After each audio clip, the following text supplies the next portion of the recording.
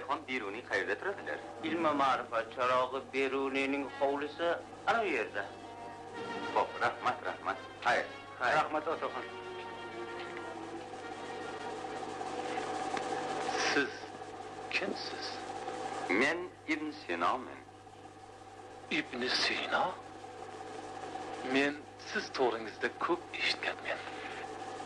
Marhabo do'stim.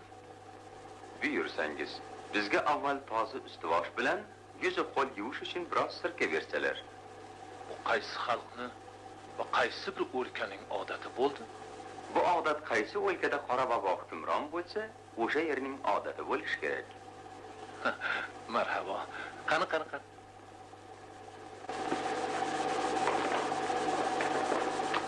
Hurmatli Ibn Sino, bu mash'um qora vaboni davosi bormi? Davosi bor. Buning uchun eng avval odamlarni qora vabo vahimasidan qutqarmoq kerak. Hamma gap qo'rqmaslikda. Valli. Qora vabo odamdan odamga yuqadi. U hamma narsaga, kiyim boshga, yuz qo'llarga yopishib oladi.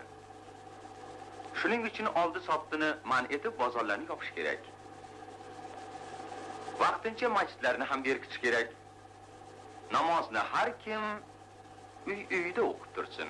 Ibodatni to'xtatib masjidlarni berkitsak.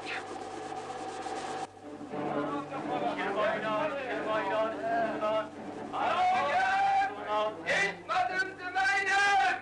Bir yerda to'planmaylar! Bozordan tarqalinglar! Savdogarlar mollarni uy-bo'yi yurib topsinlar! Pullarni sirka solingan idishlarda saqlasinlar! Ulug' tabib Ibn Sino shunday deb aytmoqdalar! Haloyi! Kasallarni ayrim xonaga yotqizinglar! Kasal boquvchilar burunlariga sirkali paxta tiqib olsinlar! O'zlari esa erdan o'zining bargini chaynab yursinlar! Kasallarni ayrim xonaga yotqizinglar!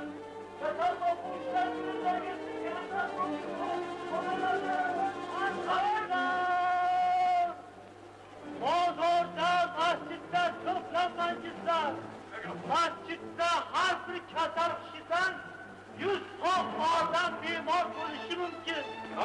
Har kim namozini o'z uyida o'qisa, Hakim Sodiq Ibn Sino